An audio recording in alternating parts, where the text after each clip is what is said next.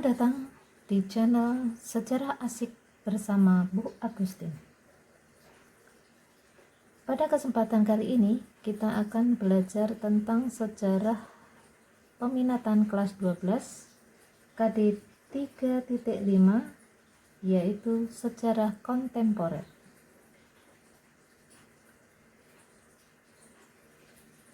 Kita akan belajar tentang berakhirnya politik apartheid di Afrika Selatan dan bersatunya Vietnam.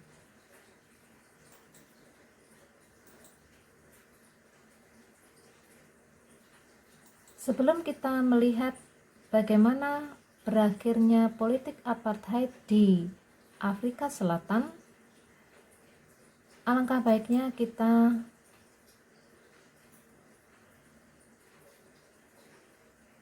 pelajari dulu apa yang dimaksud dengan politik apartheid. Dari sisi etimologisnya, apartheid berasal dari bahasa Afrika, yaitu dari kata apart yang berarti memisah dan heid yang berarti sistem atau hukum.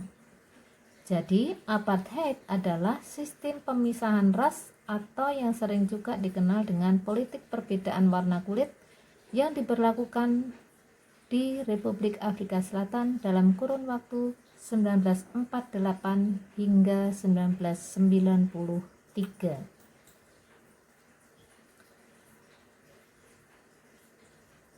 Apa yang terjadi di Afrika Selatan ini diawali pada tahun 1652, di mana bangsa Belanda yang kemudian lebih dikenal sebagai bangsa Boer mulai menjajah Afrika Selatan dan menguasai sumber daya alamnya.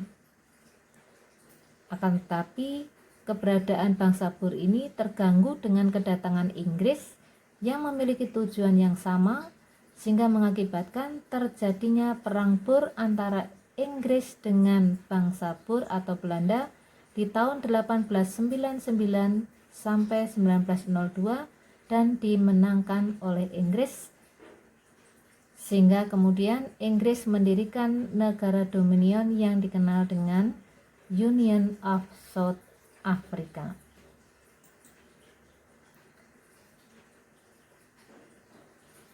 Apa yang dilakukan Inggris ketika mulai menanamkan kekuasaannya di Afrika Selatan? Ternyata Inggris memperlakukan suku asli Afrika Selatan, yaitu suku Bantu, ini sangat buruk. Kita lihat melalui Perdana Menteri Daniel François Malang, Inggris melaksanakan rasialisme terhadap orang berkulit hitam dan itu dilegalkan atau disahkan. Pelegalan inilah yang kemudian dikenal dengan politik apartheid. Nah, mengapa mereka memberlakukan politik ini? Alasan mereka adalah karena orang kulit putih itu merasa diri adalah bangsa yang superior atau master race.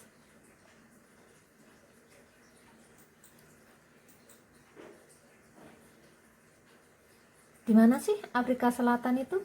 Kita lihat ini petanya.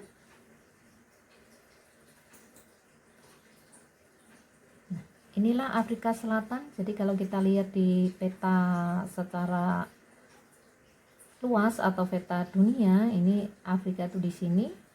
Kemudian kalau kita lihat khusus Afrikanya, kita bisa lihat Afrika Selatan itu adalah di bagian ujung, dari ujung selatan dari benua Afrika.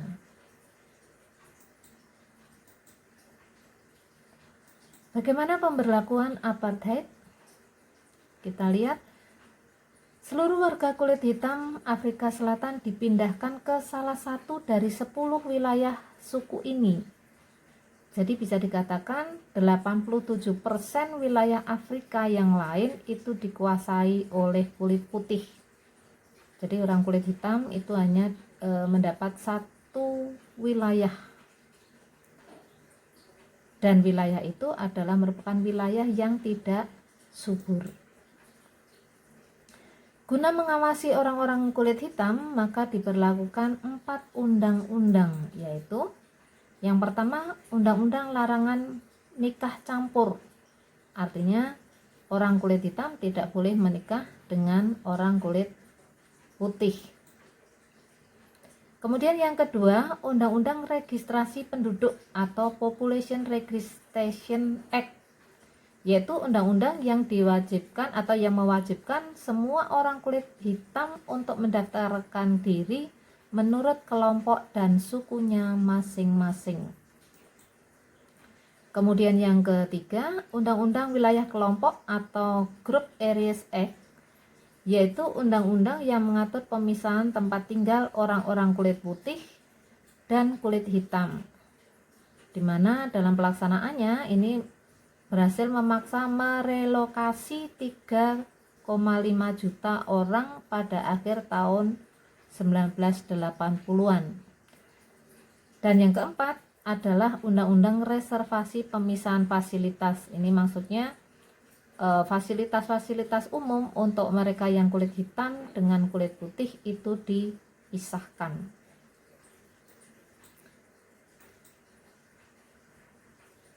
Ketika Hendrik Verwoerd menjadi Perdana Menteri pada tahun 1958, menerapkan apartheid dengan cara lain, yaitu dari baaskap ke pembangunan terpisah atau separate development. Kemudian diberlakukan Bantu Self-Government Act. Undang-undang ini mengesahkan apa yang disebut dengan Black Homeland atau tanah air etnis bagi 10 suku kulit hitam di Afrika Selatan. Dan pada tahun 1948, Partai Nasional memenangi pemilihan umum dan memberlakukan segregasi atau pemisahan total. Nah, ini berarti dimulailah politik apartheid di Afrika Selatan. Pada periode pertama, ini dikenal sebagai periode baaskap, yaitu masa supremasi dan kekuasaan kulit putih. Dalam periode ini orang-orang kulit hitam dan orang-orang Asia yang tinggal di benua Afrika Selatan ini diusir dari tempat tinggal mereka sejauh mungkin dari pusat pemukiman, lahan pertanian, serta pusat bisnis kaum kulit putih.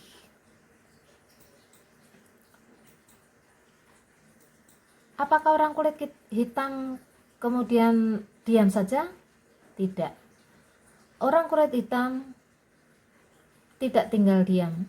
Mereka memberikan perlawanan yang diawali pada tahun 1952 di bawah pimpinan Nelson Mandela.